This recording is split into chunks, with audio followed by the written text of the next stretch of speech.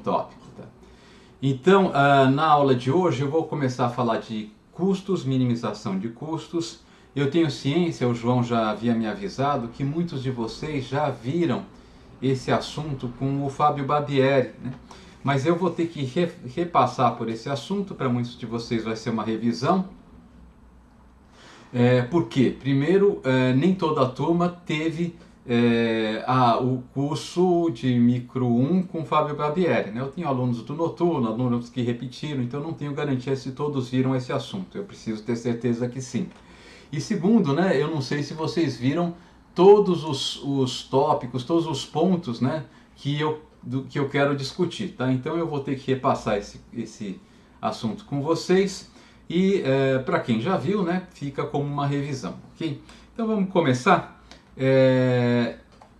A aula vai ser, essa aula deve ser estendida em 2 sessões, tá? A gente deve usar pelo menos a aula de hoje e a aula de amanhã, tá? Talvez um pouquinho mais, mas com alguma sorte só essas 2 aulas. Vou começar falando de alguns conceitos básicos, depois definir o que eu entendo de uma função de custos, tá? A gente vai derivar essa função em um caso mais simples em que eu tenho um único fator variável e no caso mais genérico em que eu tenho mais de um fator variável. A gente vai falar nas medidas de custos unitários, né? Isso aqui você já deve ter visto até em curso de introdução à economia, custo médio, custo marginal, etc. E falar um pouquinho da distinção entre curto e longo prazos, tá? Então, os grandes tópicos, né, que a gente deve abordar são esses aqui.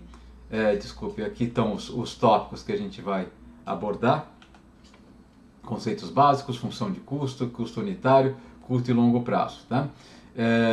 Então vamos começar falando rapidamente dos conceitos básicos, e o que eu quero fazer aqui é simplesmente fazer uma distinção, o que a gente vai entender por custos aqui, né? Tá? Então eu vou usar um termo aqui, talvez meio injustamente, chamado de custos contábeis, tá? Como sendo os custos medidos em termos dos valores pagos por uma firma na aquisição de seus insumos de produção. Tá? De fato, quando a gente pega a contabilidade de uma empresa, o que usualmente é chamado de custos não é o que a gente costuma chamar de custos na abordagem econômica e microeconômica, né, do comportamento da empresa. Tá? Uma distinção importante talvez seja essa, embora eu esteja sendo um pouquinho aqui caricaturesco, né, ao descrever os custos contábeis. Mas basicamente, na contabilidade de uma empresa, pelo menos nos demonstrativos de resultados da empresa, os custos que são lançados, né, como custos dos produtos vendidos, são custos que estão baseados nos valores históricos de aquisição dos insumos diretos usados na produção de um produto.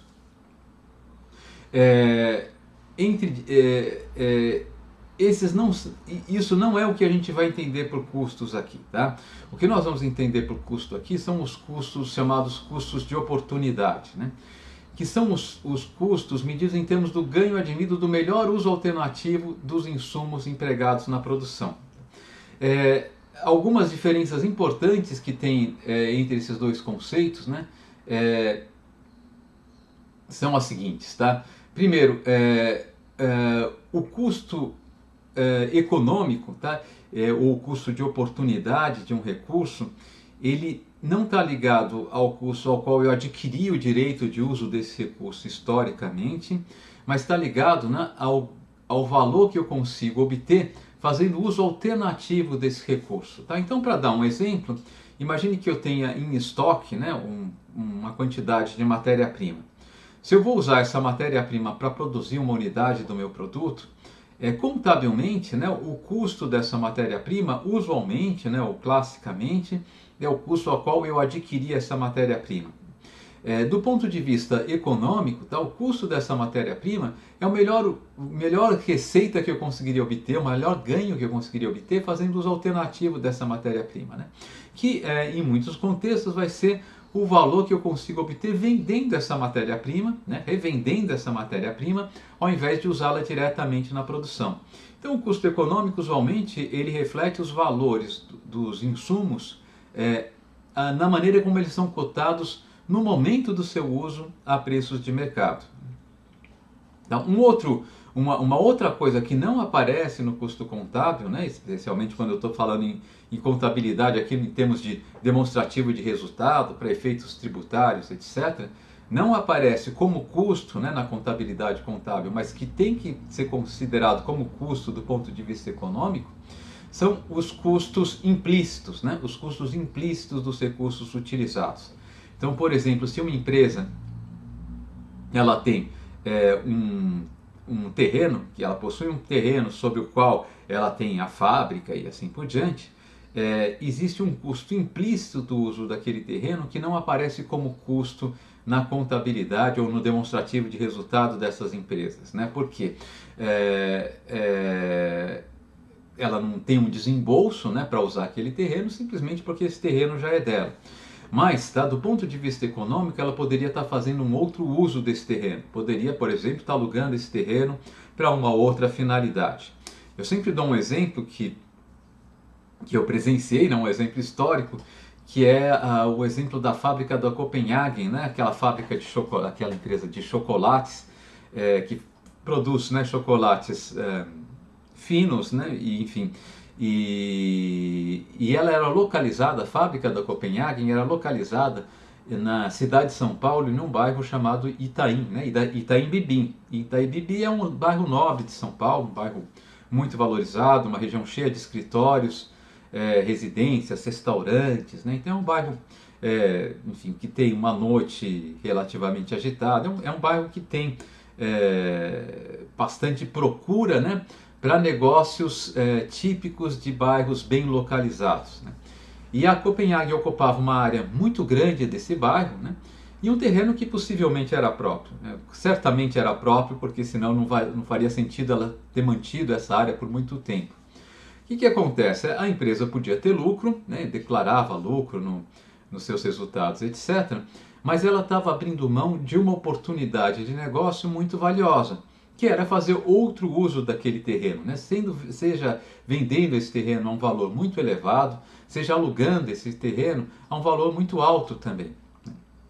O que acontece? Passado algum tempo, né, eu lembro disso porque eu já era economista e ainda tinha essa fábrica da Copenhague, então eu já olhava aquilo e falava, olha, eles estão abrindo mão estão arcando com um custo de oportunidade muito elevado, né?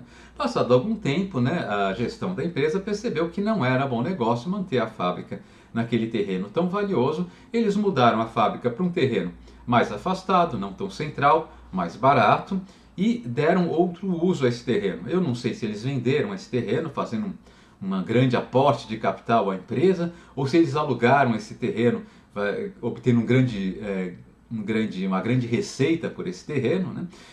E melhorando as condições da empresa. Quando na verdade, hoje esse terreno é uma área de um complexo Kinoplex lá no Itaim Bibi, entretenimentos, restaurantes, todos localizados, né, no mesmo complexo, tá?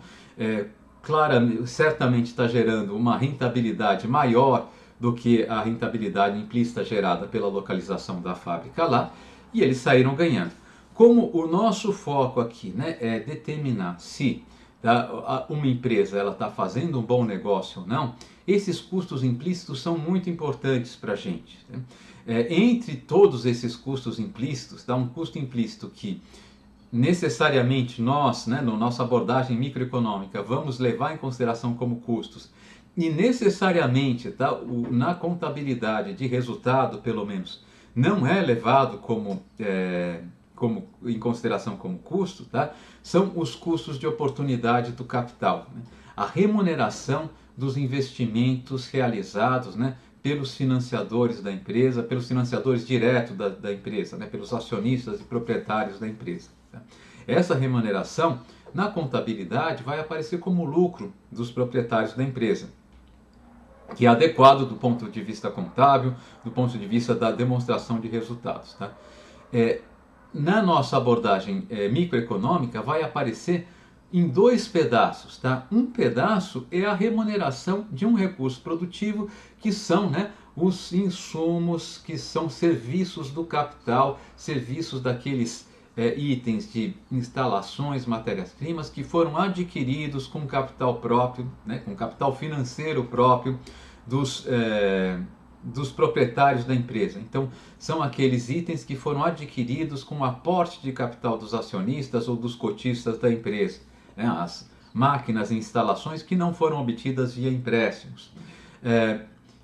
Por que eu vou dizer que tem um custo embutido nisso? Porque quando o empresário ele adquire esses recursos produtivos, ele abre mão, ele precisa aportar recursos, né, de uma maneira geral, recursos genéricos, recursos financeiros para adquirir esses recursos produtivos, e com esses recursos financeiros ele abre mão, né, de usar esses recursos financeiros para obter outras fontes de ganho, que poderiam ser, por exemplo, emprestar esse dinheiro para o governo a uma taxa de juros relativamente baixa, é verdade, mais livre de risco e assim por diante. Esse custo para nós, então, é esse ganho do qual, né, o nosso investidor ele abriu mão, para nós é um custo, né, é o custo de oportunidade do capital financeiro investido na empresa. E ele não pode ser contemplado, né, como lucro puro dessa empresa. O que nós vamos chamar de lucro puro de uma empresa é o que exceder essa remuneração normal do capital da empresa, né? Essa remuneração normal do capital da empresa envolve então um custo de oportunidade, uma remuneração que ele obteria com esse mesmo recurso, que o investidor obteria com esse mesmo recurso, caso aplicasse em algum título livre de risco, como por exemplo, né, um título da dívida do Tesouro Nacional, mais um prêmio pelo risco que ele está assumindo. Tá? Isso daqui para nós não vai ser lucro, mas vai ser custo. Né? Então, se uma empresa estiver tendo lucro zero, tá? Ou seja, se ela estiver recuperando exatamente todos os seus custos, na nossa abordagem, uma empresa com lucro zero é uma empresa que está equilibrada. Contabilmente, essa empresa vai declarar um lucro positivo, né? Mas esse lucro é aquilo que a gente vai chamar de um lucro normal, né? O lucro normal para nós é parte do custo, né, do negócio, né? O negócio ele não se viabiliza se ele não gerar um lucro normal. Então nós estamos incorporando isso no lucro normal para dizer o seguinte, ó, um negócio que tenha lucro econômico ou lucro extraordinário zero, né, que é o lucro descontado, esse lucro normal, descontado o custo de oportunidade do capital, esse negócio com lucro econômico zero é um negócio que está equilibrado, né? Ele está remunerando, né, todos os seus recursos, inclusive o capital investido, né, pelos investidores, tá? De acordo com a remuneração que o mercado paga para usos alternativos desses recursos. Então o empreendedor que montou esse negócio, ele não está arrependido, ele está falando o seguinte, ó, eu estou recuperando, estou conseguindo pagar, né, tudo que eu contratei, mais o capital que eu investi, tá? Tão bem quanto eu conseguiria pagar em qualquer outro negócio alternativo. Então ele não tem motivos para se arrepender de estar nesse negócio. Se o lucro econômico for positivo, isso quer dizer que além daquela lucratividade contábil normal, ele tem um lucro extraordinário. Esse negócio aqui está sendo muito bom, né? E se o lucro econômico for negativo, tá? Do ponto de vista contábil, ele pode continuar estando positivo. Mas eu quero dizer o seguinte, que aquele que aparece como lucro na contabilidade da empresa não é suficiente para cobrir todo o custo de oportunidade do capital investido pelos acionistas dessa empresa. Então, o capital dos acionistas dessa empresa está sendo remunerado a uma taxa menor do que esses acionistas conseguiriam aplicando esse recurso em um negócio, um perfil de risco equivalente. Então essa empresa não está sendo um bom negócio. Tá? Então nós incorporamos, né, no custo econômico, tá, esse custo de oportunidade do capital para que a nossa baliza, né, de se o negócio está sendo bom ou não seja exatamente o lucro igual a zero. Tá? Bom, esse conceito vai voltar à tona, né, enfim, em todas as aplicações econômicas do conceito de lucro, e especialmente aqui, né, no nosso curso. Então eu acho que ele vai ficando mais claro com o passar do tempo, tá? Mas é importante a gente já ter essa distinção, né?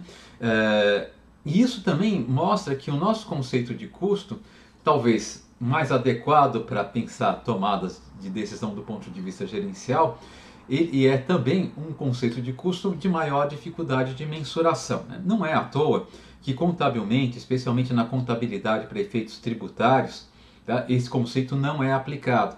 Porque esse conceito aqui, ele não é um conceito que possa ser aplicado de uma maneira totalmente objetiva ou isenta, né, de algum tipo de interpretação. Né? Qual que é o custo de oportunidade de capital de uma empresa X? né? E a resposta é, bom, a gente precisa estimar esse custo de oportunidade do capital. Tá? Então, por exemplo, eu fiz alguns trabalhos envolvendo concessão, né, de serviços públicos, concessão de rodovias, de transportes coletivos e assim por diante. E nesses trabalhos, usualmente, o setor concedente, né, o poder concedente, o setor público, quer avaliar qual que é a remuneração que ele tem que dar para uma empresa concessionária para que essa empresa tenha o lucro econômico zero, né? Para que ela seja remunerada tão bem quanto ela seria remunerada se os investidores dessa empresa aplicassem esses recursos de um negócio alternativo. Bom, e para calcular isso, a gente precisa efetivamente calcular o custo de oportunidade do capital dessas empresas. Mas para calcular esse custo de oportunidade, a gente acaba tendo que lançar mão de modelos que nós sabemos que teoricamente são imperfeitos. Então a gente usa um modelo de finanças chamado modelo CAPM, que é um modelo que é muito discutido na teoria de finanças. Todo mundo fala, olha, esse modelo aqui, ou se ele for verdadeiro, não é passível de ser estimado, e da maneira como a gente estima ele não está capturando efetivamente tudo o que teoricamente esse modelo diz que deveria ter sido capturado. Então a gente sabe que a gente tem uma aproximação grosseira, né, do custo de oportunidade dessa empresa, mas é o melhor que a gente consegue fazer, né? Então nós temos o custo de oportunidade do capital, é um custo que teoricamente ele é bem definido, mas a mensuração empírica desse custo é bastante problemática e por isso ele não é usado, né, nos demonstrativos contábeis, especialmente nos demonstrativos contábeis relacionados à prestação de contas para o governo e também relacionados à prestação de contas para os acionistas, né? Embora, é claro, eu possa usar isso em implementações contábeis onde eu esteja pensando em questões gerenciais, né? Uma pergunta eu estou fazendo bom uso do recurso dos meus acionistas, né? Daí eu preciso, claro, levar em consideração qual que é o risco do meu negócio, como que eu deveria ter remunerado esse risco, embora eu deva ter consciência que nesse caso aqui a mensuração é muito mais complicada, tá? Então é isso, tá? Então para nós, tá? Custo envolve todos os custos de oportunidade, tá? Usualmente, tá? A diferença entre o custo de oportunidade e o custo contábil envolve dois aspectos. Um primeiro aspecto, os custos contábeis normalmente são custos históricos, são custos de aquisição, tá? Em raras ocasiões, né, a contabilidade atualiza os custos de estoque, por exemplo, por preços de mercado, para dar uma informação gerencialmente mais interessante, né, para o tomador de decisão. Tá? Enquanto os custos econômicos são os custos correntes, são os valores correntes de mercado. Tá? E uma outra diferença muito importante, os custos de oportunidade, os custos contábeis não incluem todos os custos implícitos, tá? Em especial não inclui o custo de oportunidade do capital próprio investido no negócio de uma empresa, enquanto os custos econômicos incluem isso. A diferença final é que quando a gente começar a falar em lucro de uma empresa, tá? Do nosso ponto de vista, lucro zero significa que a empresa está equilibrada, ela está remunerando todo mundo a contento, tão bem quanto o mercado remuneraria, inclusive, né, os investidores diretos dessa empresa, os proprietários, os acionistas dessa empresa, né? Enquanto na contabilidade, tá, esses custos implícitos não estão incorporados no demonstrativo de resultado. Então o lucro ele envolve dois aspectos, né? O custo de oportunidade do capital investido, mais um custo extraordinário, um custo econômico puro. Enquanto no lucro econômico, né, quando a gente considera os custos econômicos, no lucro econômico, lucro é só lucro extraordinário, lucro depois que eu remunerei todo mundo, inclusive os proprietários do capital, tá? No lucro contábil, lucro é o lucro extraordinário mais a remuneração do capital, tá? Então essa é a diferença que a gente vai fazer. Eu retomo ela, mas é bom a gente ter ciência disso, né? E eu tenho certeza que vocês já ouviram falar dessa diferença, mas é sempre bom enfatizar que isso daqui é um conceito que demora um pouco para cair a ficha, enfim, então eu sempre fico martelando um pouquinho nele, tá? Bom, vamos falar então agora, né, da função de custo. Na verdade, isso aqui é o coração, né, dessa aula aqui, tá? Então, nós vamos definir, tá, uma função de custo como sendo o seguinte. Se vocês estão lembrados, nas últimas aulas nós falamos de uma função de lucro, né? Quanto a empresa consegue obter de lucro máximo dado da sua função de produção, o preço dos seus produtos e o preço dos seus insumos, né? Bom, por vezes a gente quer fazer uma pergunta um pouquinho diferente. Se uma empresa tiver uma meta de produção Y, né, qual que é a forma mais eficiente de obter essa meta de produção, né? De fato, a gente não está tão preocupado na forma mais eficiente, mas como ela consegue obter essa meta de produção ao menor custo possível, tá? Então, a função de custo é uma função que responde a essa pergunta, tá? Então, essa função de custo, tá? Usualmente eu vou abreviar assim por CT, né, de custo total. Por vezes a gente usa só a letra C, né, de custo. É uma função que vai ter por argumento, tá, os preços dos insumos de produção, tá, e a quantidade que eu quero produzir. E ela retorna, né, o valor, tá, do menor custo, né, ao qual eu consigo produzir essa quantidade, dados esses preços e essa quantidade meta de produção. Tá? Então, num caso, tá, que a gente vai usar mais recorrentemente, em que haja apenas dois insumos, tá, a minha função de custo vai ser dada, né, por uma função, né, que tem por argumentos W1, W2, tá, e Y. Tá? Então eu vou notar como uma função Czinho de W1, W2 e Y. W1 o preço do insumo 1, W2 o preço do insumo 2, Y, né, o preço do meu produto. Tá? No caso mais geral, né, eu posso usar, né, a minha função de custo, seria, se eu tivesse diversos insumos, vai ser simplesmente generalizando isso, W1, W2, eu preciso colocar aqui os meus N insumos, né, WN até Y, tá? Então não faz muita diferença, a gente vai trabalhar mais com esse caso aqui, porque a notação fica mais simples, basicamente isso, e porque nesse caso aqui a gente pode apresentar resultados graficamente, tá? Mas é basicamente a mesma coisa, é facilmente extensível, né, os nossos resultados para o caso de N insumos. Eventualmente a gente trabalha com algum exemplo com mais de dois insumos, tá? Pois bem,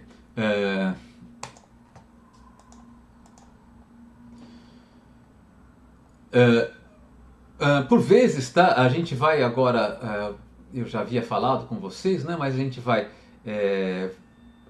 nessa aula e nas próximas aulas falar de dois contextos, de um contexto em que eu tenho curto prazo e longo prazo. Como eu falei para vocês, né, a distinção entre curto e longo prazo, num contexto em que eu tenho diversos insumos, é uma distinção cinzenta, né? Eu posso ter diversos curto prazos, tá? Eu vou voltar a falar sobre isso, mas no contexto em que eu tenho apenas dois insumos, tá? Eu posso dizer que eu posso pensar em dois horizontes de análise. Em um horizonte de análise, os dois insumos eles são mantidos eles são variáveis, a empresa pode ajustar o emprego desses dois insumos a seu bel prazer. Esse é um contexto que eu vou chamar de longo prazo. E eu posso pensar aqui numa análise de prazo, né? Num horizonte de análise, de tomada de decisão muito estreito, talvez a empresa não seja capaz de ajustar o emprego de um insumo, ela só pode variar sua produção ajustando o emprego de outro insumo, e isso aqui vai ser um contexto de curto prazo, né? Por exemplo, numa tomada de decisão de uma empresa, se ela quer aumentar sua produção para os próximos meses, né, e não para os próximos anos, possivelmente essa empresa ela leva em consideração como ela pode ajustar essa produção, alterando a contratação de mão de obra, mas não alterando sua capacidade produtiva, né? Não, se ela está pensando em um ajuste para flutuações de poucos meses, ela dificilmente vai pensar em fazer um investimento que envolva a construção de uma nova fábrica, por exemplo, né? Mas ela pode pensar, né, em tomadas de decisões que envolvam contratação de novos trabalhadores ou através de um novo turno de trabalho ou pagando hora extra para esses trabalhadores e assim por diante. Então ela pode ajustar o emprego de mão de obra, mas não vai pensar em ajustar o emprego de capital, né, das máquinas, equipamentos e especialmente instalações, né, usados na produção do seu produto, né? Então, por vezes, como é difícil modelar isso rigorosamente, por vezes a gente fala, olha, vamos supor que um insumo seja mantido constante, tá? Digamos um insumo 2, no nosso caso de dois insumos, e o outro insumo é variável, e nesse caso aqui a minha função de custo, que eu posso chamar função de custo de curto prazo, vai se perguntar, né, se eu quero produzir uma quantidade Y do meu produto, né, dados os preços W1 do insumo 1, W2 do insumo 1, e dado que o insumo 2, tá, vai ser mantido constante, né, numa quantidade x2 barra, qual que é o custo mínimo ao qual eu consigo, né, obter essa meta de produção aqui, Y, tá? Então são essas funções de custo. A gente vai falar então de uma função de custo de longo prazo, no qual eu dou total liberdade para a empresa ajustar todos os seus insumos de produção, e uma função de custo de curto prazo, né, na qual algum insumo de produção, pelo menos, é mantido fixo. Tá? No nosso caso de dois insumos, um insumo é mantido fixo, outro insumo é mantido variável.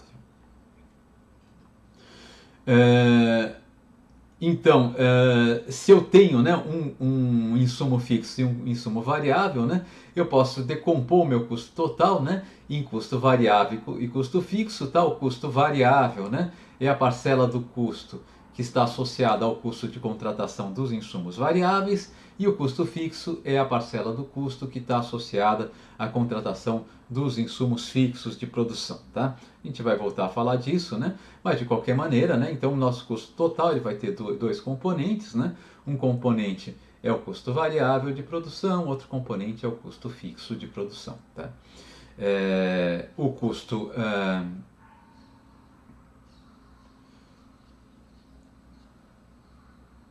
bem, então vamos falar, tá? Eu acho que é o momento adequado. Então, vamos falar da função de custo, como a gente deriva essa função de custo, tá? E eu vou falar em dois contextos agora, tá? Eu vou falar em um contexto, inicialmente, no contexto mais simples, no qual eu tenho apenas um fator variável. Então, suponha um mundo, né, que eu tenho uma empresa que produz, né, usando apenas dois insumos de produção, o insumo 1 e o insumo 2, tá? A função de produção dela é f de x1 e x2, tá? Nesse caso, tá, se o insumo 2 é dado em quantidade fixa, tá, ela usualmente, né, para ajustar o nível de produção, ela não tem como nada a fazer, senão, né, escolher quanto ela deve produzir do insumo 1. Tá? Então, quanto ela deve empregar do insumo 1. Né? Então, a quantidade que ela deve empregar do insumo 1 vai ser obtida resolvendo essa equação aqui, ó. Né? Dado x2, tá? Qual que é o valor de x1 que iguala, né, f de x1 ao meu nível de produto meta y. Eu quero produzir uma quantidade y. Eu tenho, o emprego do meu insumo 2 é mantido fixo em x2. A pergunta é, quanto eu posso empregar de x1, quanto eu preciso empregar de x1, né, para poder obter o nível de produto y. Tá? De fato, qual que é o mínimo que eu preciso empregar de x1, né, para poder obter o nível de produto y. Tá? Se a minha função de produção for monotonicamente crescente, só tem um valor de x1, né, que atenda a essa condição. Né? Então, imagine que eu tenha esse gráfico aqui. Aqui eu estou medindo x1, aqui eu estou medindo y, e esse daqui seja o gráfico de f de x1, x2 barra, né? O x2 mantido constante, tá? Então, se eu quero um determinado valor de y aqui, um y barra aqui, tá? Só tem um valor de x1, né, que me garante que eu consiga produzir esse y aqui de forma eficiente, né? Ok? Aqui é x1 barra, perdão. Vou apagar aqui.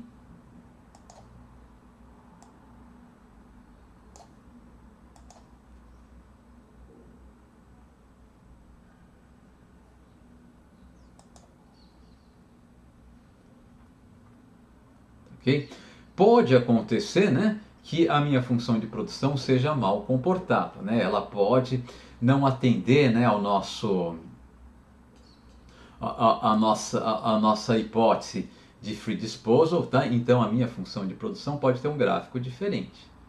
Pode acontecer o seguinte: se eu tiver x1 aqui e estiver medindo o produto aqui, tá? Pode ser que o gráfico da minha função de produção não seja, tenha um trecho, né, declinante, tá? Então aqui f de x1, x2 barra, tá?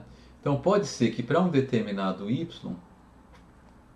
para um determinado nível de produção, eu tenha dois valores de x1, né, aos quais, né, f de x1, x2 barra sejam iguais a y. Mas é claro, eu quero olhar para a produção eficiente, eu vou olhar para esse x1 aqui, né, tá certo? Então essa aqui vai ser minha melhor resposta, né, meu melhor emprego de x1 para produzir y, tá? Então vamos chamar a função, né, que faz o inverso da minha função de produção, né, no trecho ascendente, né, do gráfico dessa função, tá? Vamos dar esse nome como sendo x1 de y x2 barra, né? Isso daqui é a função de requerimento do meu insumo 1, tá certo? Ou a função de demanda condicional do insumo 1, se vocês quiserem colocar dessa maneira, e ela me diz quanto eu preciso contratar no mínimo do insumo 1 para obter o nível de produção y, dado que o outro insumo é mantido fixo na quantidade x2 barra, tá? Então, se eu determino quanto eu preciso contratar de x1, se eu determino essa função aqui, tá? O meu custo de produção agora, ele sai trivialmente. Vai ser o custo, né, de contratar o meu insumo fixo, eu não tenho muito o que fazer quanto a isso, eu vou ter que contratar. Esse insumo, por hipótese, está sendo mantido em quantidade fixa. Esse daqui vai ser meu custo fixo. Mas o custo de contratar o meu insumo variável, que vai ser o preço desse insumo variável, W1, vezes a quantidade empregada desse insumo variável, né, X1, tá? Esse daqui é o meu custo variável, tá? Esse aqui vai ser o meu custo total de produção, tá? Então, W1 vezes X1, ótimo, né? O X1 como função de Y e X barra é o custo variável, e W2 vezes X2 barra é o custo fixo, tá? Então, a gente pode mostrar graficamente, né, como a gente deriva essa função de custo, depois a gente também mostra através de um exemplo, da seguinte maneira. Imagine que essa aqui seja a nossa função de custo. Nossa função de custo, não, perdão, a nossa função de produção, tá? Na qual eu estou mantido constante, né, o emprego do insumo 2, eu estou aqui de x2 barra constante, tá? Então esse gráfico aqui diz como que a minha produção varia à medida que eu faço variar o emprego do insumo 1, tá certo? Mantendo constante o emprego do insumo 2, tá? Então eu estou medindo aqui no eixo vertical quanto eu estou produzindo, no eixo horizontal quanto eu estou empregando o insumo 1, que por hipótese, tá, é o único insumo que eu posso fazer variar, tá? Então a primeira coisa, né, eu quero achar aquela função x1, né, de y x2 barra, né? Então o que eu tenho que fazer aqui é só inverter os eixos, né? Eu quero achar a função inversa da minha função de produção, tá? No ramo ascendente da minha função de produção, né? Se essa função de produção mais para frente ela inverte de sinal, começa a ficar descendente, claramente isso daqui vai ser algo ineficiente, né? Trabalhar nesse ramo da minha função de produção, eu quero trabalhar no ramo ascendente da minha função de produção, tá? Então eu vou inverter essa função aqui, tá? E vocês sabem, né, da matemática, que se eu quiser inverter essa função, eu preciso trocar os eixos, evidentemente, e essa troca de eixos eu posso fazer da seguinte maneira: eu trago uma linha reta de 45 graus passando pela origem, tá? E o gráfico da minha função simétrica é um gráfico, né, que da minha função inversa, perdão, é um gráfico que é simétrico ao gráfico da minha função original, tá? Em relação a essa linha reta de 45 graus, quer dizer, ele vai passar. Ele já vai aparecer desenhado bonitinho daqui a pouco, tá? Mas ele vai passar, vai fazer mais ou menos esse desenho aqui, né? Eu desenho o espelho, né, desse gráfico da minha função de produção, tá? Em relação a essa linha de 45 graus, tá? Então deixa eu apagar isso aqui, desenhar ele bonitinho. Tá aqui, tá? Essa é a nossa função inversa. Notem que eu inverti aqui os eixos, né? Onde estava x1 agora está aparecendo y, e onde está y agora está aparecendo x1. Então essa função aqui está me dizendo o quê? Quanto eu preciso contratar do insumo 1 para produzir uma determinada quantidade y do meu produto. Por exemplo, se eu quiser produzir essa quantidade y barra, eu preciso contratar essa quantidade x1 barra do meu insumo, ok? Dado, é claro, a quantidade que eu já estou empregando do insumo 2. Pois bem, deixa eu apagar isso aqui para não ficar muito poluído nossa apresentação, né? Então a gente já inverteu a nossa função de produção. Para calcular o custo variável, eu vou multiplicar, né, essa função inversa aqui pelo preço do meu insumo, por W1, né? E vocês sabem que multiplicar uma função por uma constante significa alterar em todos os pontos dessa função a inclinação dessa função, né? Notadamente, eu não altero, tá? Os trechos em que essa função é côncava, ela vai continuar côncava, os trechos em que ela é convexa, vai continuar convexa, né? O jeitão dela vai continuar, mas é como se eu estivesse esticando ou comprimindo o gráfico dessa função no sentido vertical, né? Então, se eu multiplicar ela aqui por um W1, tá? Supondo aqui que o W1 seja maior do que 1, eu dou uma esticadinha no gráfico dessa função, né? Se ele fosse menor do que 1, eu daria uma comprimida no gráfico dessa função no sentido vertical apenas. Então, essa daqui é a minha função de custo variável, né? É a demanda pelo meu insumo multiplicado pelo preço desse insumo. É a demanda pelo meu insumo variável multiplicado pelo preço do insumo variável. Bom, se eu quero o custo total, agora basta eu somar, né, a essa função o meu custo fixo, tá, que é W2 vezes X2 barra. Tá? Aqui está o meu custo fixo, somando essas duas curvas, né, de custo variável mais custo fixo, eu tenho, né, o gráfico da minha função de custo total. Tá? É o meu custo fixo, né, mais W1 X1. Tá? Então, vamos pegar alguns exemplos aqui. Vamos pegar um exemplo aqui, né? Então, por exemplo, essa daqui. Determine a função de curto prazo de uma empresa cuja a função de produção é f de x1, x2 igual a raiz de x1 e x2, sabendo que o emprego do fator 2 é empregado na quantidade fixa x2 igual a x2 barra, né? Então, aqui é relativamente simples, né? Então, eu vou fazer exatamente aquele processo que eu ilustrei graficamente, é que eu vou fazer, né? Algebricamente, né? Então, a primeira coisa, eu preciso, o primeiro passo aqui, vamos fazer vamos fazer aqui num bloco de notas, fica melhor, né? Então, eu tenho aqui f, eu tinha essa função de produção, f de x1, x2, igual a raiz de x1 vezes x2. Então, o primeiro passo, né, é calcular o emprego de, vou colocar aqui exemplo, daí eu posso passar depois essas notas para vocês também, né? O emprego de x1, tá, em função de x2 barra e y. Então, eu preciso resolver a equação f de x1, x2 barra, a quantidade fixa do insumo 2 é igual a y, ou seja, a equação raiz de x1 vezes x2 igual a y, né? E eu resolvo isso, elevando ao quadrado dos dois lados, eu fico com x1 vezes x2 igual a y ao quadrado, x1 igual a y ao quadrado dividido por x2, né? Ok? E agora, tá? Eu tenho, né? Segundo passo, primeiro passo. Professor, Oi. x2... x2 não está ao quadrado, aqui eu coloquei expoente, né? Já vi. Isso aí. Obrigado.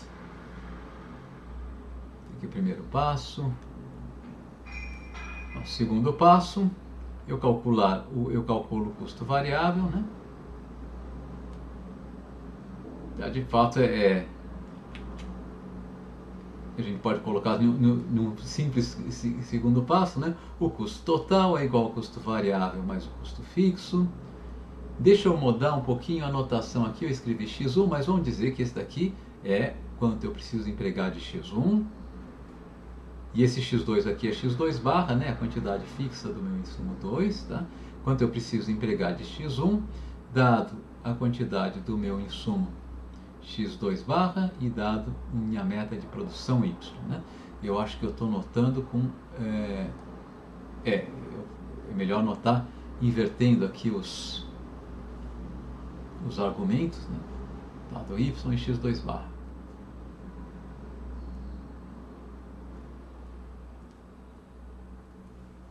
Então aqui eu tenho o custo total igual a custo variável mais custo fixo, que o custo variável é o preço do insumo 1 que multiplica x1 de y x2 barra mais o custo fixo é W2 vezes x2 barra. Então a função de custo de curto prazo dessa empresa, C de y x2 barra, é igual a W1, no lugar aqui dessa expressão geral, eu vou calcular a expressão específica que a gente calculou para o nosso exemplo, né? W2 sobre x2 barra, y ao quadrado sobre x2 barra, perdão, né? Mais W2 x2 barra, né? Ok? Então, essa daqui é a nossa função de custo, né? Se ele quisesse, né, que a gente calculasse o custo, a função de custo variável, esse aqui é o nosso custo variável, esse aqui é o nosso custo fixo. Tranquilo, né? Quer dizer, esse caso em que eu tenho dois fatores de produção, um deles é fixo e a minha função de custo é calculada de uma maneira relativamente simples, né? Relativamente trivial, tá? E dependendo da função de produção até relativamente fácil de ser produzida, de ser calculada, né? Aqui eu tenho, tá? Vou deixar então para vocês, né, praticarem como exercício, tá? Achar, né, a função de custo, tá? Nesses outros casos aqui, tá? Em outros exemplos que eu estou dando aqui, tá? Primeiro exemplo aqui é uma função com CS generalizada, raiz de x1 mais x2. Segundo caso, é um caso de substitutos perfeitos na produção, x1 mais x2. Terceiro caso, uma Cobb-Douglas com a soma dos expoentes igual a 2 aqui. E o quarto caso, né, uma função que usa logaritmo, tá? Os resultados, né, nesse quatro casos aqui vai envolver a função exponencial, vocês só vão usar isso aqui, tá? Mas é relativamente simples, né? A mecânica, né, de determinar a função de custo quando eu tenho apenas um insumo variável é relativamente simples. Complica um pouquinho, mas não é o fim do mundo, né? Quando a gente passa para o caso em que eu tenho mais de um insumo variável, tá? Então imagine que eu tenha, tá, um problema de a minha função de produção, né? Ela envolva o emprego, tá, de N insumos variáveis, né? Então qual que é o custo mínimo, né, ao qual eu posso obter um nível de produção Y, tá? Ajustando, tendo a liberdade de ajustar N insumos, tá? Que podem ser todos os meus insumos ou podem ser mais de um insumo variável de qualquer maneira, tá? E nesse caso aqui, eu vou ter que resolver isso aqui matematicamente, embora a gente possa ilustrar a solução matemática graficamente para o caso em que o número de insumos variáveis seja exatamente igual a 2, né?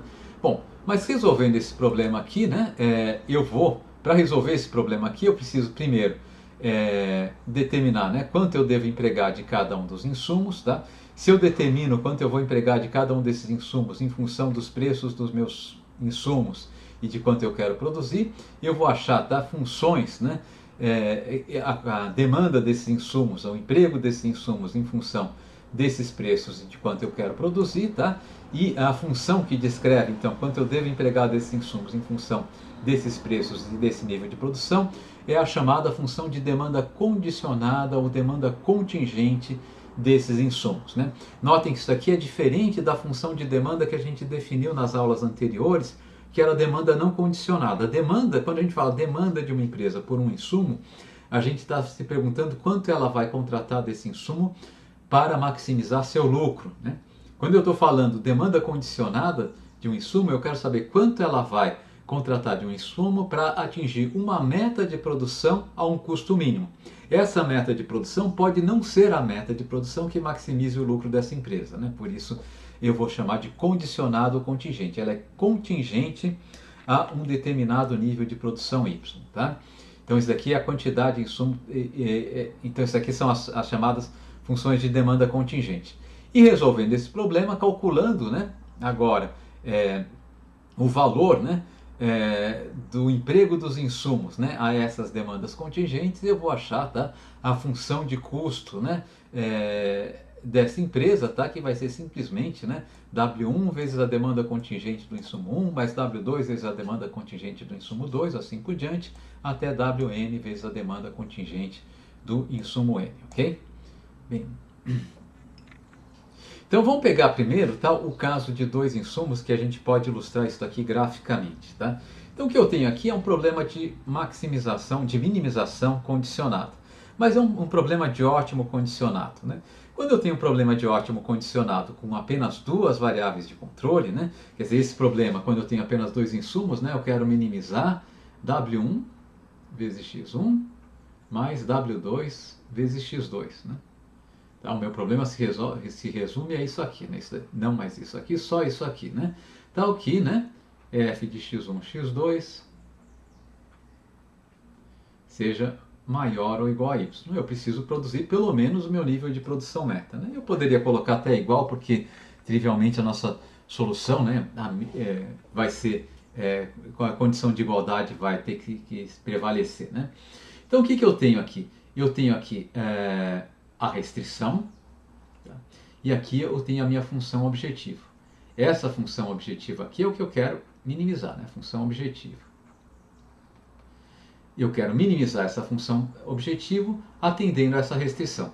Para ilustrar isso graficamente, né, a gente combina no mesmo gráfico, tá, uma família de curvas de nível da nossa função objetivo, tá, e a descrição gráfica da nossa restrição. O que é a curva de nível da nossa função objetivo? A curva de nível da nossa função objetivo é uma curva de nível da nossa função objetivo, tá? É uma combinação de x1 e x2, tal que w1x1 mais w2x2 seja constante, né? Seja igual exatamente, né, ao nível a um determinado nível de custo. Né? Então, são as combinações de x1 e x2 que fazem com que a minha função objetivo tenha exatamente o mesmo valor. Tá? Então, por exemplo, essa constante pode ser C0. Eu vou ter esse gráfico nessa função aqui. Né? Notem que como do lado esquerdo eu tenho uma função linear de x1 e x2 e do lado direito eu tenho uma constante, né? Esse gráfico aqui, essa equação aqui, ela se traduz na equação de uma linha reta. Né? Eu posso reescrevê-la aqui dizendo que x2 igual a essa constante sobre W1 menos W1 sobre W2 x1. Né? Isso significa que a inclinação desse gráfico aqui, a tangente desse ângulo aqui, é menos W1 sobre W2. Né? Mais comum a gente colocar a tangente desse ângulo aqui, que vai ser o negativo daquela tangente, é W1 sobre W2. Então, na verdade, essas curvas de nível da minha função de custo vão ser curvas de nível, vão ser linhas retas, né, com inclinação dada pelo preço relativo dos nossos insumos de produção, W1 sobre W2. Tá? Então, essa daqui é a nossa curva de isocusto. Isso aqui é um exemplo de uma curva de isocusto. A inclinação dessa curva de isocusto é W1 sobre W2. Né? E eu posso ter outras curvas de isocusto associadas a níveis de custo mais ou menos elevados. Né? Como o custo diminui, assumindo W1 e W2 positivos, é claro, como o custo vai diminuir quando eu contrato menos do insumo 1 e do insumo 2, curvas de isocusto mais à esquerda, elas representam níveis de custo mais baixos. Né? Então essa curva de isocusto aqui associada ao nível de custo C1 representa um custo mais baixo do que essa associada ao nível de custo C0. Né? C1 é menor do que C0 e assim por diante. Né? De fato, o intercepto dessa curva com qualquer um dos eixos é exatamente o custo que representa essa curva dividido pelo preço do insumo representado nesse eixo. Tá? Então aqui é C0 sobre W20, aqui é C1 sobre W1. Tá? Então essas são as nossas curvas de isocusto, né? As curvas de nível da nossa função objetivo. Eu vou combinar o gráfico dessas curvas de isocusto com o gráfico da nossa restrição. E a nossa restrição é que f de x1, x2 tem que ser maior ou igual a y. Né? Se eu usar o maior ou igual, eu estou dizendo que eu quero ficar ou sobre a curva de Isopanta associada ao nível de produção y, ou assumindo que a minha função de produção seja monotônica, né, que varia na hipótese de Freeze Disposal, à direita e acima dessa curva aqui. Tá? Como eu sei que agora que eu quero ficar na curva de isocusto mais baixa, eu sei que eu quero ficar sobre essa curva de Isopanta. Né? Então essa área que eu marquei aqui a gente pode já ignorar. Tá? e ficar só concentrado nessa curva de isocanta. Então, se eu desenho, né, famílias de algumas curvas de nível da nossa isocusto, tá? Por exemplo, essa curva de nível aqui está associada a um determinado custo de produção, né? Tá aqui, certo? Eu posso ver que essa daqui não é a curva de isocusto mais baixa, que ainda tenha ponto, né, comum ou acima da minha curva de isocanta, né? Ela tem esse ponto com a minha curva de isocanta, é claro, esse ponto com a minha curva de isocanta, mas eu posso ver que se eu caminhar ao longo da minha curva de isocanta, tá? Nessa direção ou nessa direção, tá? Eu vou ficar abaixo da minha curva de isocusto mais inicial e, portanto, vou atingir um nível de custo mais baixo, né? Que eu quero fazer isso. Então, operando nessa curva de isocusto que eu ilustrei aqui, eu não estou atingindo o meu custo mínimo, eu quero atingir meu custo mínimo. Eu gostaria de atingir um custo muito baixo, como, por exemplo, associado a essa curva de isocusto. Mas essa curva de isocusto aqui não é factível, né? Em qualquer ponto sobre essa curva de isocusto, né, eu estou abaixo da curva de isocanta associada ao meu produto meta, que é Y, tá certo? Então não consigo operar nessa curva de isocusto. A curva de isocusto mais baixa, que ainda tem ponto em comum com essa isocanta, bom, vocês já devem estar acostumados, né, com esse resultado, vai ser a curva de isocusto que tangencia essa isocanta por baixo dela, né? Esse ponto aqui é o ponto de escolha ótima, né, no qual eu estou minimizando o meu custo. Esta aqui é a demanda condicionada do insumo 1, esta aqui é a demanda condicional do insumo 2. Tá? Então é nesse ponto aqui que eu devo produzir, né, para operar a um custo mínimo, né, tá certo? O meu custo total vai ser então W1 vezes esse X1C mais W2 vezes X2C. Tá? Então, aqui a gente mostrou graficamente essa solução, né? O que tem de interessante nessa solução aqui, né, é que quando eu olho esse ponto aqui, um ponto de equilíbrio, tá? A inclinação da minha curva de isocusto, né, que em módulo é igual a W1 sobre W2, tá? É igual, tá, à inclinação da minha curva de isocanta, né? E a inclinação da minha curva de isocanta é a taxa de substituição técnica, né?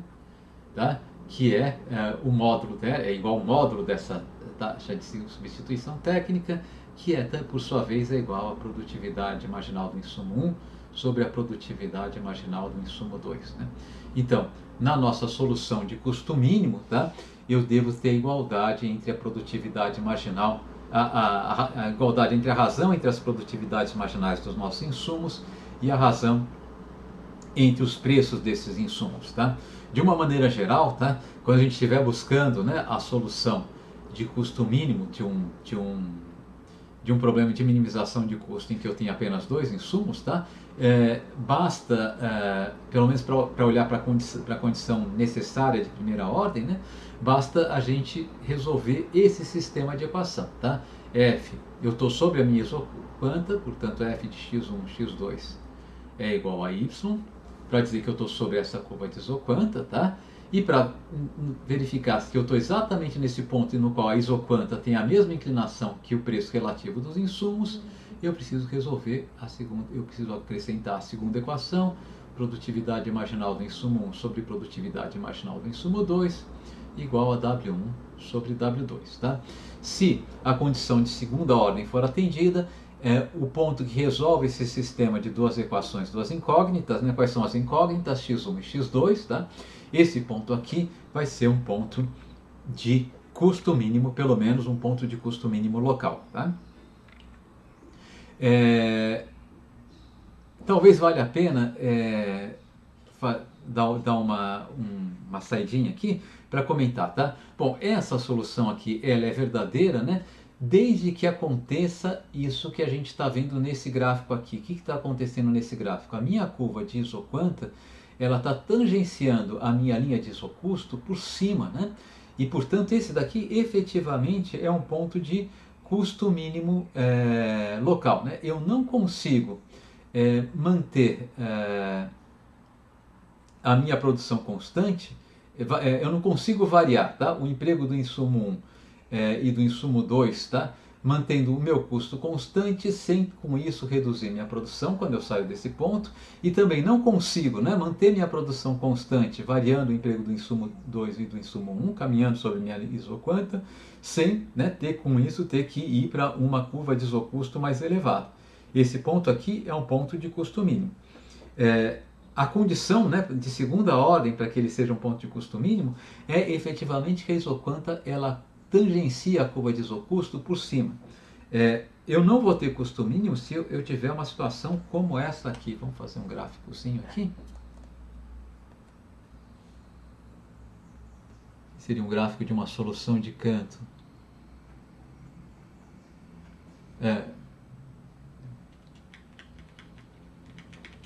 Não é exatamente a solução de canto que eu quero falar. Eu quero falar que eu quero fazer uma solução de mínimo.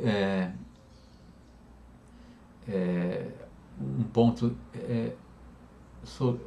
uma condição, ilustrando a condição de segunda ordem, né? Tá ok? Então imagine que a minha curva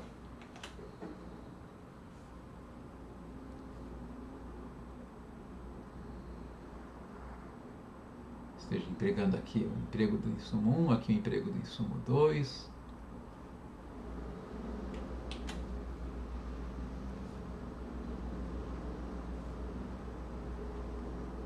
Deixa eu desenhar uma curva de isoquanta aqui à mão livre mesmo. Tá? Imagine que a minha curva de isoquanta tenha esse formato aqui. É uma curva de isoquanta não muito bem comportada, né? E vamos desenhar algumas curvas de isocusto aqui.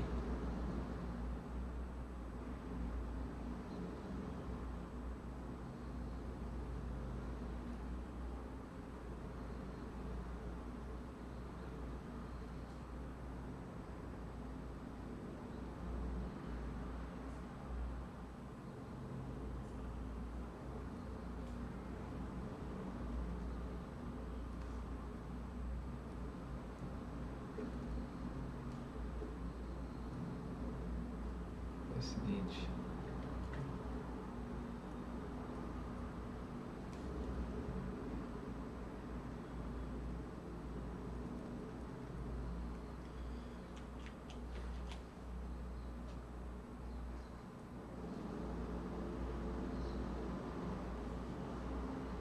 Aqui apanhando um pouquinho do...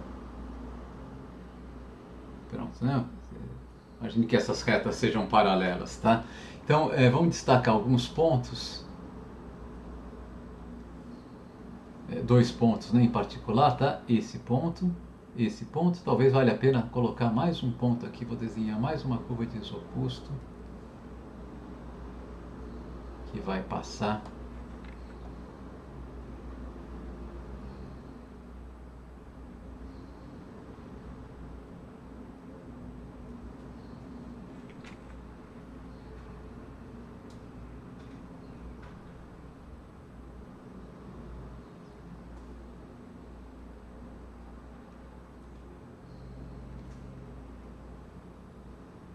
Vocês podem ver que aqui eu tenho 3 pontos de tangência, né? Primeiro ponto que eu gostaria de destacar é esse ponto aqui, tá? Que é um ponto que não é um ponto de custo mínimo local, né? De fato é um ponto de custo máximo, né? Dada a restrição f de x, y e de x1 e x2 igual a y, né? Por quê? Nesse ponto aqui, então essa daqui seria a nossa curva de isoquanta, f de x1, x2 igual a y, tá? Esse ponto aqui, o que está acontecendo? Se eu caminhar sobre a minha curva de isoquanta, tanto para a direita quanto para a esquerda, qualquer direção que eu caminhe sobre a minha curva de isoquanta, eu vou para curvas para níveis de isocusto mais baixos, né? Isso quer dizer, me afastando desse ponto aqui sobre a minha isoquanta, eu reduzo o meu custo. Então isso aqui não é um ponto de custo mínimo, mas é um ponto de custo máximo local, né? Tá? Então isso aqui é ponto de máximo local. Tá? Agora vamos olhar esse ponto aqui, tá? Nesse ponto aqui eu tenho novamente a condição de tangência entre a minha curva de isoquanta e a minha curva de isocusto, tá? Então a condição de primeira ordem foi atendida. E se eu me afastar localmente desse ponto, tanto à direita quanto para a esquerda, eu vou para... se eu me afastar sobre a minha curva de isoquanta desse ponto, né, tanto à direita quanto para a esquerda, eu atinjo níveis de custo mais elevados. Isso quer dizer que na vizinhança desse ponto, né, qualquer combinação de x1 e x2 que gere o mesmo nível de produto vai custar mais do que a combinação representada por esse ponto aqui. Isso indica que esse daqui é um ponto, tá, de mínimo, tá? Mas ele não é um ponto de mínimo global, ele é um ponto de mínimo local, né? Por que ele é um ponto de mínimo local e não global?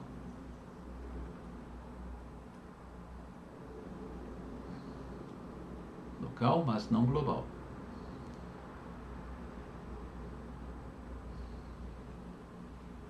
Por que ele não é um ponto de mínimo global? Porque eu posso ver que se eu me afastar suficientemente, né, desse ponto andando para a direita, chega uma hora que eu começo a ficar abaixo da minha curva de isocusto correspondente a esse ponto aqui, né? Ou seja, eu estou nesse pontinho aqui, começo a andar para a direita, aqui volto para a mesma linha de isocusto correspondente a esse ponto original, e depois eu tenho um trecho que eu consigo ficar abaixo desse ponto aqui, tá?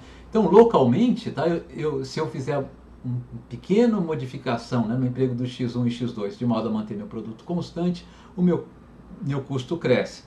Mas se eu fizer uma modificação grande, eu consigo fazer com que meu custo diminua, né? O ponto de lucro de custo mínimo global, né, é esse ponto aqui. Aqui eu tenho o mínimo.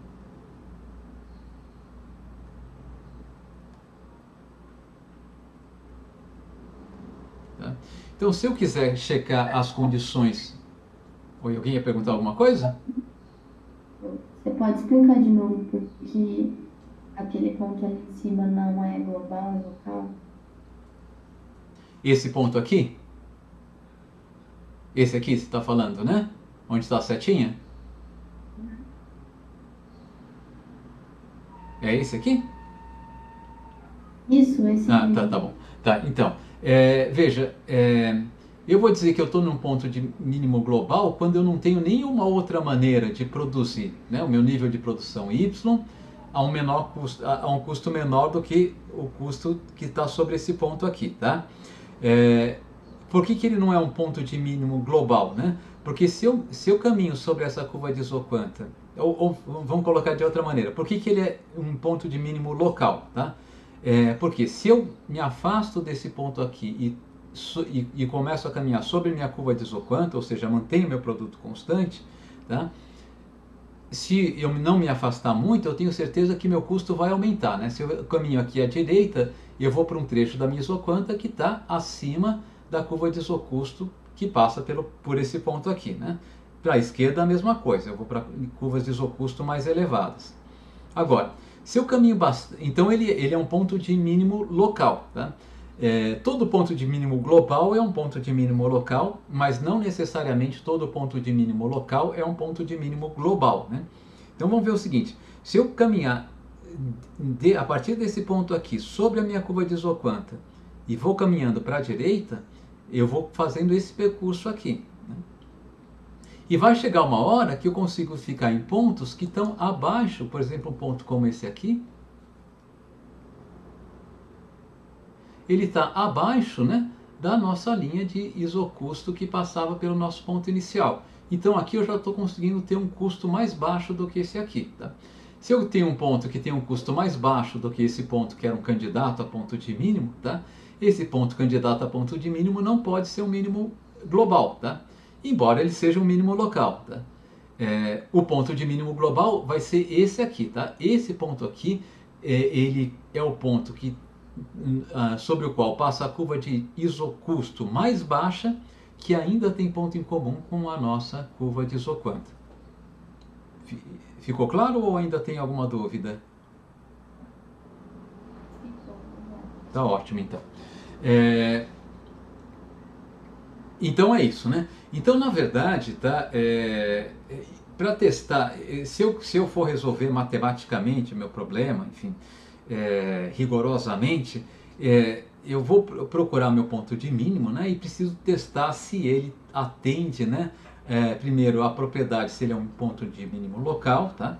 Se ele for o único ponto, né, com a propriedade ponto de mínimo local, eu posso inferir que ele também é um ponto de mínimo global. Na maioria dos... sim, a gente pode dizer isso, né? Porém, se tiver mais de um ponto de mínimo local, eu posso ter... eu preciso ver qual que é o ponto de mínimo associado ao menor custo possível para achar o ponto de mínimo global, né? Então, eu precisaria calcular... Eu matematicamente resolveria aquele sistema de duas equações, né? A razão entre as produtividades marginais igual a razão entre o preço dos insumos, o valor da minha função de produção é igual a y, resolveria esse sistema aqui, né? Acharia as soluções desse sistema, nesse caso aqui seriam esses três pontinhos que a gente destacou aqui, né? Esses três pontinhos, eu vou apagar, não, fazer, só apagar os pontos extras que eu desenhei aqui. Caramba, aqui eu acho que eu posso, tá? Então eu resolveria aquele sistema, desenhar de novo aqui, né? A razão entre as produtividades marginais é igual à razão entre os preços e f de x1, x2 igual a y, tá?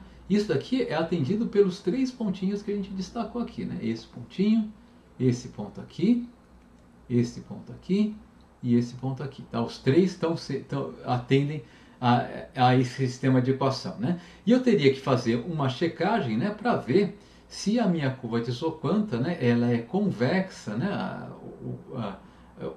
localmente convexa abaixo, côncava acima, né, ou não, tá? Então eu testaria esses dois pontos aqui, veria que aqui eu tenho dois pontos de mínimo local, tá? E desses pontos de mínimo local, eu calcularia o custo em cada um desses pontos de mínimo para achar o mínimo global. Bom, isso aqui eu não vou pedir que vocês façam, tá? No nosso curso, tá? Usualmente, as nossas funções de produção vai ser muito claro, né? Vai ser fácil da gente detectar qual que é o formato da curva de Isoquanta dessas funções de produção, tá? Bom, antes de avançar, deixa eu só ver aqui uma coisa, se eu ilustrei. Como eu não ilustrei, vale a pena a gente discutir mais uma possibilidade, que é a possibilidade de solução de canto, né?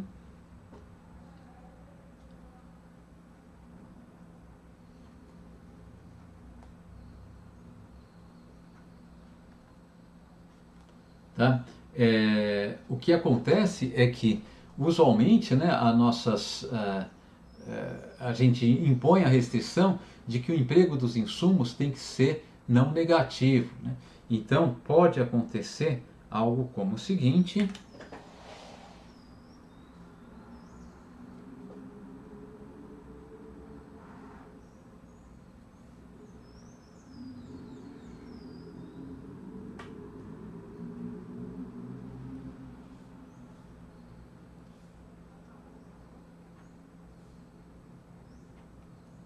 Deixa eu já copiar esse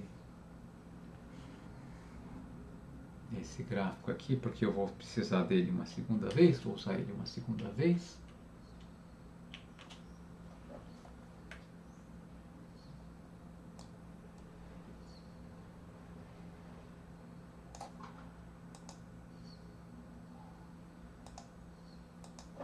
Tá? Pode acontecer o seguinte, né? Eu posso ter uma curva de Isoquanta como essa aqui, por exemplo, um formato como esse aqui.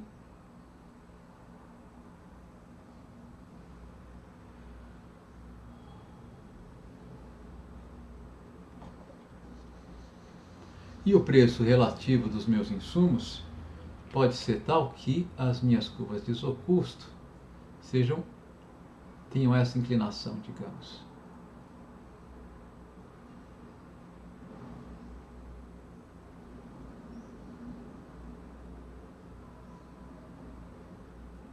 E nesse caso aqui, né, essas curvas, elas não tangenciam a minha curva de isoquanta, tá?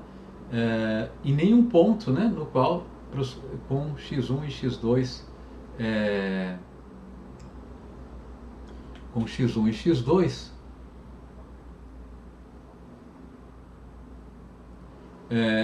positivos, né? A curva de isoquanta mais baixa, que ainda tem ponto em comum com a curva de isocusto mais baixa, que ainda tem ponto em comum com a minha isoquanta, é essa curva aqui, né? E esse ponto é esse ponto aqui, tá? E nesse caso aqui eu não tenho a condição de tangência, mas eu tenho o que a gente chama de uma solução de canto, né? Esse aqui é o meu ponto de custo mínimo.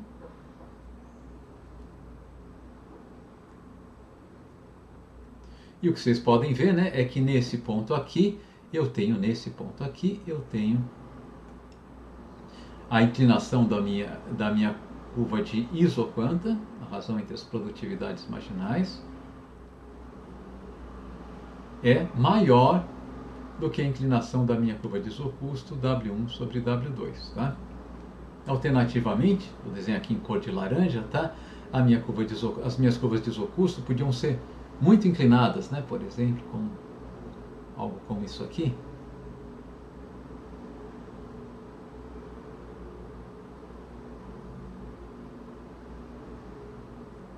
E nesse caso aqui eu teria, né, uma solução de canto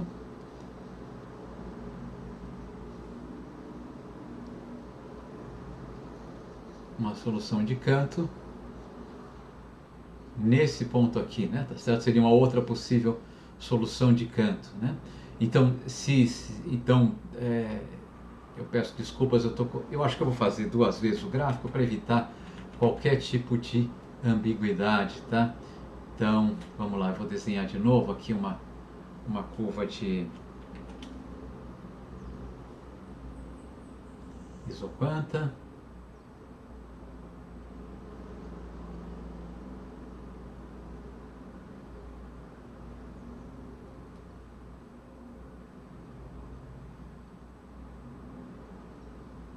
Então, uma outra possível solução de canto, né, seria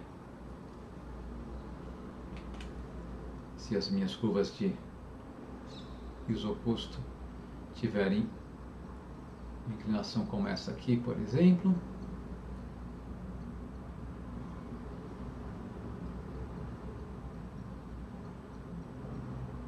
Vocês podem ver que a curva de isocusto mais baixa, que ainda tem ponto em comum com essa isoquanta, é essa curva de isocusto. Esse ponto é o ponto em comum, né? E aqui novamente eu tenho uma solução de canto.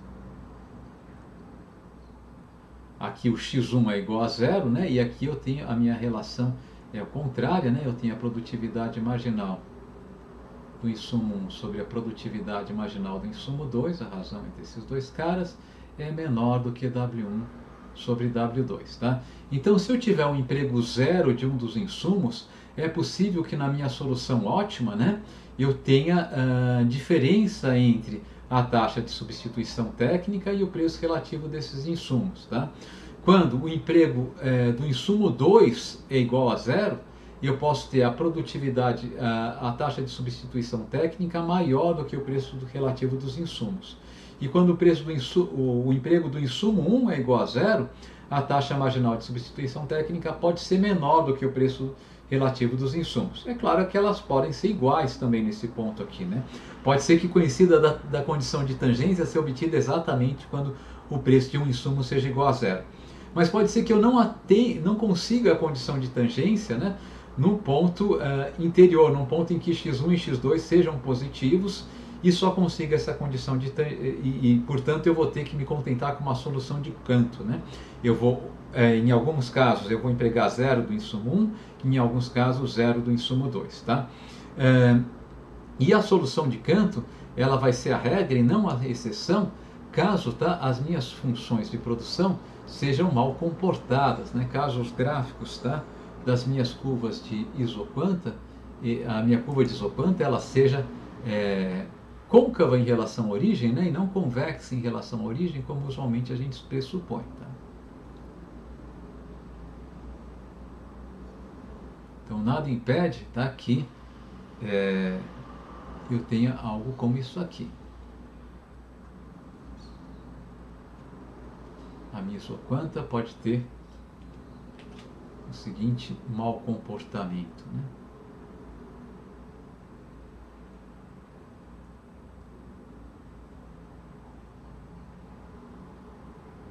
Se essa aqui for minha curva de isoquanta, tá? Se eu desenhar aqui, qualquer que seja, né, o preço relativo, as minhas curvas de isolucro, elas podem tangenciar a minha curva de isoquanta em algum ponto aqui, por exemplo, nesse ponto aqui, né?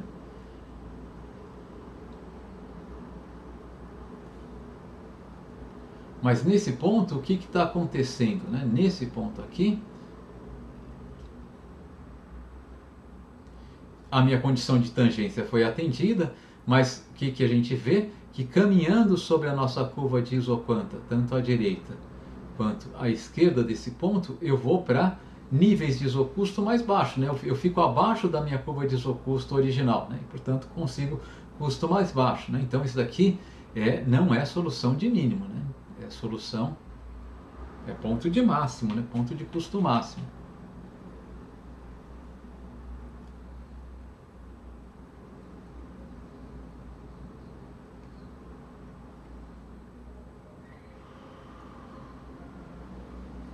E o meu ponto de custo mínimo vai ser esse ponto aqui, né? Tá? Que é, né, custo mínimo.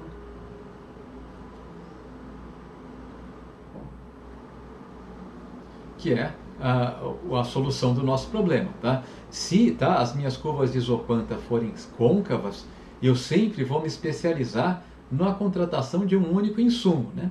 Nesse caso aqui, do insumo 1. Se as minhas curvas de isoquanta fossem um pouquinho mais inclinadas, tá? O menor custo seria contratando apenas o insumo 2, né? Então, que insumo eu vou contratar vai depender do custo relativo, tá? Eu vou dar mais um exemplo, já que a gente começou aqui. Um outro caso interessante é o caso em que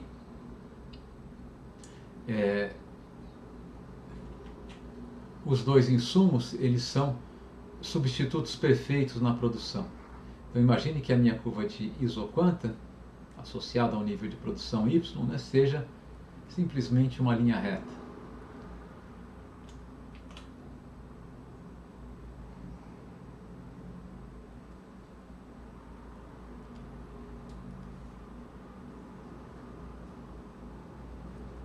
Tá, então essa curvinha azul aqui é a minha isoquanta, f de x1, x2 igual a y. Né? Bom, nesse caso aqui, o que vai acontecer? Se as minhas curvas de isocusto forem menos inclinadas que a minha curva de isoquanta, tá? Eu vou ter solução de canto.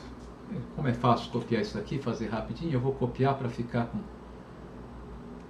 Deixa eu copiar esse gráfico.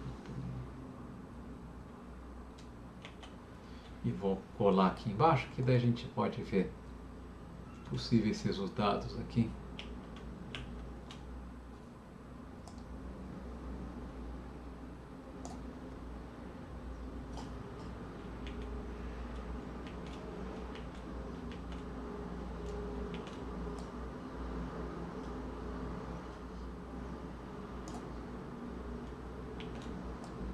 Pronto, agora a gente pode ver.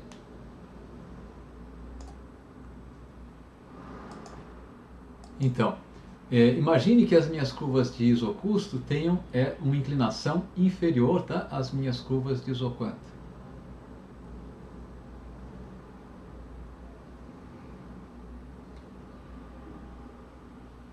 Por exemplo, tenho um formato como esse aqui, né? Então, o que vai acontecer? Nesse caso aqui, né, a curva de isocusto mais baixa, que ainda tem ponto em comum com a nossa isoquanta, é essa curva de isocusto aqui, tá? E esse daqui, tá? É a solução, o ponto de mínimo, né?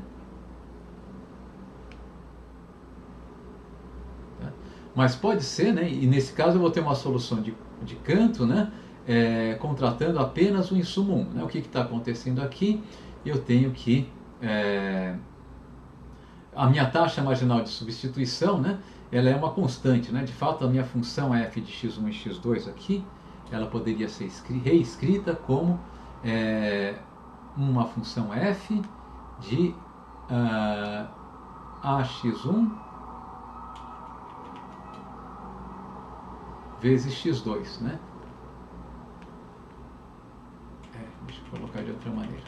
Eu vou chamar de f porque f eu já chamei lá em cima, né? Uma função g de ax1 mais x2.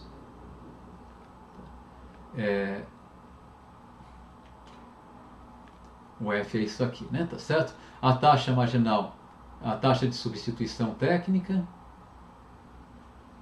vai ser igual a A, tá certo? Então aqui, nesse caso aqui que eu tenho W1 sobre W2 menor do que A. Se a W1 sobre W2 é menor do que A, eu contrato apenas o insumo 1 para produzir o meu produto, né? E se W1 sobre W2 for maior do que A, tá? Seria o nosso próximo caso aqui, eu vou ter, tá, um equilíbrio, uma solução de canto, né? Mas no outro canto aqui, né? Eu vou ter uma solução de canto empregando apenas o insumo 2. Aqui está o meu ponto de mínimo.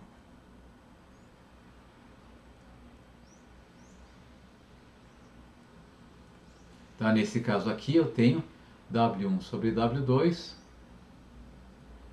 maior do que A, né?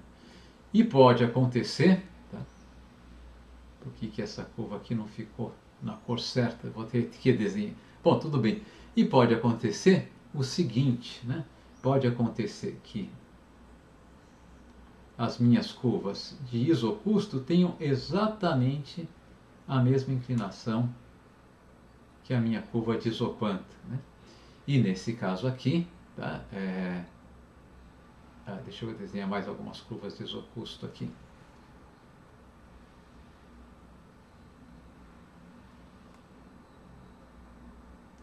Nesse caso aqui, né, a curva de isocusto mais baixa, que ainda tem ponto em comum com a curva de isoquanta, efetivamente coincide com essa curva de isoquanta, né? As duas são linhas retas com a mesma inclinação, tá? E nesse caso aqui, qualquer ponto, né, sobre a minha curva de isocusto barra curva de isoquanta é a solução do nosso problema, tá? Então esse aqui é um caso em que eu tenho infinitas soluções, né?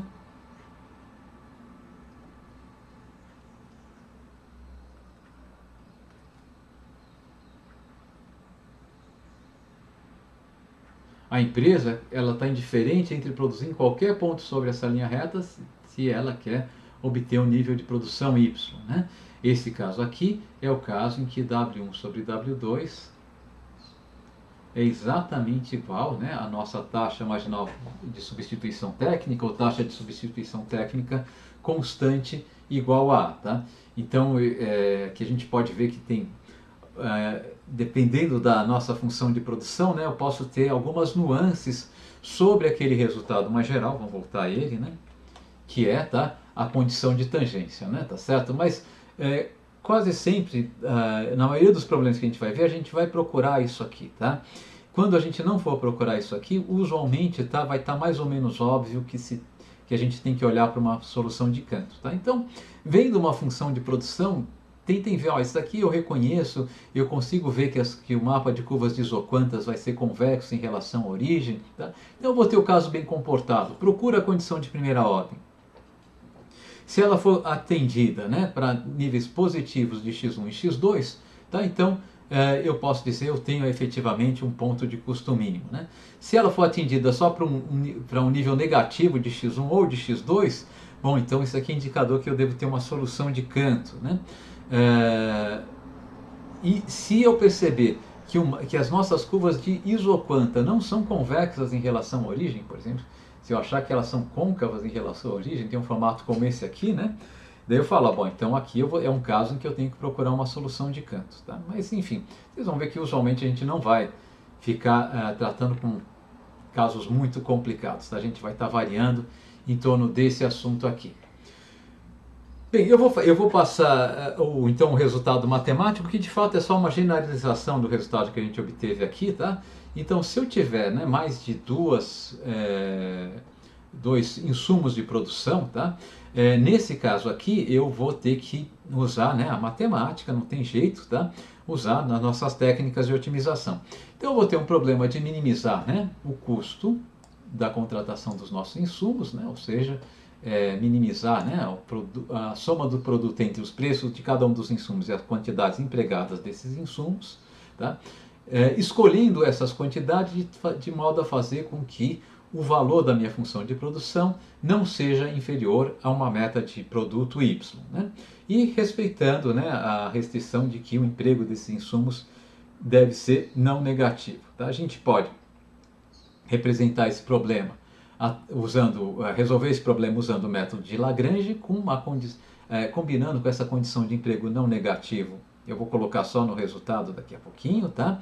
Então eu vou ter aqui o lagrangiano, né? O que ele é, como que a gente monta ele? A gente pega a nossa função objetivo, tá aqui, o custo de contratação dos meus insumos, o que eu quero minimizar, menos um lambda, né? Ou mais um lambda, dependendo do... Mas aqui menos um lambda que multiplica a nossa restrição, tá? Expressa em termos de desigualdade em relação a zero. Tá? Quando essa desigualdade for colocada em termos de maior ou igual, né? Ou seja, f de x1, x2 até xn menos y é maior ou igual a zero, tá? Eu coloco menos aqui. Se eu tivesse ela expressa em termos de menor ou igual, eu colocaria um mais. Isso daqui é só para garantir que o nosso lambda seja positivo, tá? Então, eu montei esse nosso lagrangiano dessa maneira, e vocês sabem, né, que resolvendo pelo método de Lagrange, as condições de primeira ordem vão ser que as derivadas parciais do nosso lagrangiano em relação a cada uma das variáveis de controle, ou seja, em relação a x1, x2, xn e assim por diante, tem que ser iguais a zero, tá? E a derivada do nosso lagrangiano em relação ao nosso multiplicador de Lagrange, aqui o nosso lambda, também tem que ser igual a zero, né? Derivando em relação ao multiplicador de Lagrange, eu simplesmente vou obter essa restrição aqui de que f de x1 e x2 até xn tem que ser igual a y, tá? Aqui não vai ficar em termos de desigualdade, tá? E, bom, enfim, vamos colocar aqui, né, as condições de primeira ordem, tá? Que a gente deriva disso aqui, tá? Eu não coloquei, então deixa eu rabiscar aqui, depois eu vou apagar os rabiscos, tá? Então, a primeira condição é que se eu derivar o meu lagrangiano em relação a cada um dos x's, isso aqui tem que ser igual a zero, isso aqui vai implicar xi está multiplicado por wi aqui, né? Quando eu derivo fica simplesmente wi, tá? Mas o xi também aparece aqui nesse nosso f de x1 até xn, né? Então vou ter a derivada de f em relação a xi vezes lambda menos a derivada parcial de f em relação a xi tem que ser igual a zero, né? Isso aqui, faltou um lambda aqui, né? Quando eu derivo essa função aqui em relação a xi, eu tenho lambda f de x1 até xn, né? Então quando eu derivo vai ficar menos lambda a derivada de f em relação a xi, menos lambda que multiplica a derivada de f em relação a xi, isso tem que ser igual a zero, né? Ou se vocês quiserem, wi, tá? Isso daqui é a produtividade marginal do insumo i, né? É igual a lambda vezes a produtividade marginal do insumo i, tá? E eu posso fazer variações em cima disso. Então isso daqui é quando eu derivo o meu lagrangiano em relação a cada um dos xi, né? O i aqui pode ser 1, eu derivei em relação a x1, x2 e assim por diante. E eu posso derivar também, e eu tenho que derivar também o meu lagrangiano em relação a lambda igual a zero, mas quando eu faço essa derivada, a derivada do lagrangiano em relação a lambda faço igual a zero, eu vou obter que f de x1 até xn tem que ser igual a y, né? Tá ok? Então, condição que eu vou botar sobre a minha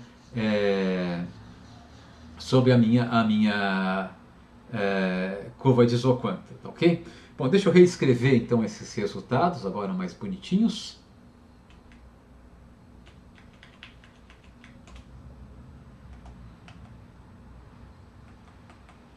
né? Tá certo? Então tá aqui, isso aqui, tá? É a nossa condição de primeira ordem, tá? Eu tinha colocado em termos de igualdade, né? E eu coloquei agora, tá? Em termos de desigualdade. Por que isso, né? Porque eu posso ter solução de cantos, tá? Se o emprego do insumo I for, tá? Igual a zero, tá? Na minha solução ótima, se eu tiver uma solução não empregando nada desse insumo, nesse caso aqui, o meu WI pode ser maior do que lambda vezes a produtividade marginal do insumo I, tá? Se o emprego do insumo I for maior do que zero, tá? Nesse caso aqui tem que valer a igualdade, né? Então eu posso colocar dessa maneira aqui, né? Essa condição dessa maneira. WI é maior ou igual a lambda vezes a produtividade marginal do insumo I. Isso aqui é simplesmente só reescrevendo do jeito que eu tinha colocado aqui. WI maior ou igual a lambda vezes a produtividade marginal do insumo I, né? E aqui eu vou ter XI, faltou um I aqui, tá? Vezes WI menos lambda vezes a produtividade marginal do insumo I é igual a zero. Quando isso daqui é igual a zero? Se XI for igual a zero, daí vale essa desigualdade, tá? Se XI for maior do que zero, isso aqui tem que ser igual a zero, o que indica que quando XI é maior do que zero, WI, nesse caso aqui, tá? Se XI é maior do que zero, então WI tem que ser exatamente igual a lambda vezes a produtividade marginal do insumo I, tá? Então notem que essa condição aqui que eu coloquei, tá? E a outra condição é a condição trivial, né? Que o valor da minha função de produção tem que ser igual a y, tá? Então na verdade essa condição a qual a gente chegou aqui, tá? Para uma solução interior, notem que ela é exatamente a condição de igualdade entre a razão entre os WIs e as produtividades marginais dos insumos I, quando o emprego desses dois insumos é igual a zero, né? Deixa eu só voltar então lá para o nosso bloco de notas para ilustrar isso.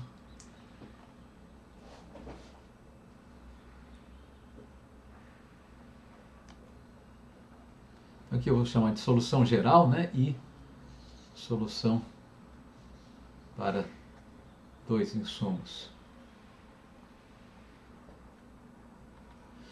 Então, na solução geral, a gente chegou à seguinte conclusão, né? Se eu tiver um XI e um XJ ótimos, tá? Então, vou colocar aqui XI de W1 até WN, vírgula Y, e o XJ de W1 WN, vírgula Y. Isso daqui quer dizer as escolhas ótimas, né, do insumo I e do insumo J. Se ambas forem positivas, maiores do que zero, tá? Então eu sei que WI vezes a produtividade marginal do insumo I, claro, na minha escolha ótima, né, vai ser igual, WI vai ser igual a lambda vezes a produtividade marginal do insumo I, e WJ vai ser igual a lambda vezes a produtividade marginal do insumo J, né? O que implica, se eu dividir, tá, as duas expressões, né, uma pela outra, eu vou ficar com WI sobre WJ igual à razão entre as produtividades marginais dos dois insumos. Que significa que eu cheguei, né, à igualdade, né, entre o preço relativo dos dois insumos e a taxa de substituição técnica entre esses dois insumos, né? Portanto, é a mesma condição que a gente havia obtido graficamente, né? Agora imagine, tá, que eu tenha na solução ótima, digamos, por exemplo, XI W1 até WN seja maior, seja positivo, e XJ de W1 até WN e Y, faltou o Y aqui, né, os dois.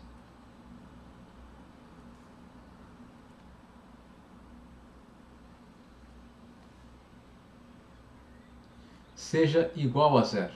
Ou seja, na minha solução ótima eu vou empregar uma quantidade positiva do insumo I e nada do insumo J, né?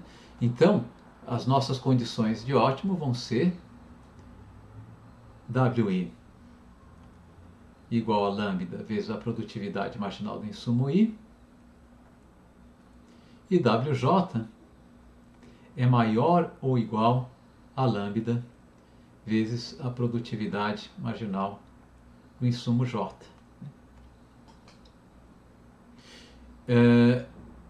Qual que é a consequência disso, né? Se eu dividir essas duas, agora não necessariamente igualdade, mas desigualdades, né? Aqui eu estou dividindo WI por WJ. Aqui eu estou dividindo algo que é igual a WI por algo que é maior ou igual a WJ. Então, do lado direito eu vou receber algo um pouco maior, né? Então, WI sobre WJ é maior ou igual à razão entre as produtividades marginais do insumo I e do insumo J. Indicando, né, aquela nossa solução de Cantor. Na solução de Cantor, a razão entre os preços dos insumos é menor ou igual ao valor da taxa técnica de substituição. Okay? Então, esse daqui é o nosso resultado com a solução matemática, né? Basicamente é a mesma coisa. Tá? É só explicando que eu posso generalizar aquele resultado que a gente obteve graficamente. Tá? Então vamos aplicar, tá, esses resultados, né? Então deixa eu só voltar aqui. Então a isso aqui, né? Então eu disse para vocês o seguinte, ó, via de regra, a gente vai achar a nossa solução resolvendo esse sistema aqui de duas equações, duas incógnitas, né? Eu faço o valor da minha função de produção tem que ser igual a y, e assumindo uma solução interior, tá? Se a gente depois tenta investigar se essa solução interior é razoável, a razão entre as produtividades marginais é igual à razão entre os preços dos insumos, tá? O que eu vou fazer, mas não vou fazer agora, já vou encerrar a aula, tá? Eu faço um exemplo, tá? De como chegar a esse resultado, tá? Que é usando a função de custo para a função de produção Kolbe-Douglas, e depois a gente eu passo para vocês exercícios para vocês trabalharem com outros exemplos, tá? E então a gente vai retomar, né, amanhã, né, tá? A gente rever esse resultado geral, tá? Especialmente esse resultado aqui, né, como esse sistema de equações, ilustra isso, e daí a gente dá continuidade, tá? Que a gente já chegou na nossa hora, tá ok, gente? Bom, então é isso, muito obrigado pela paciência de vocês, atenção, e a gente continua amanhã então, tá? Se eu ainda não tenho datas da prova, é bom a gente já pensar em marcar, porque a gente já vai ter assunto, né? Seria bom a gente, encerrando esse assunto de custos aqui, já fazer uma primeira prova. Mas eu ainda não marquei não, tá?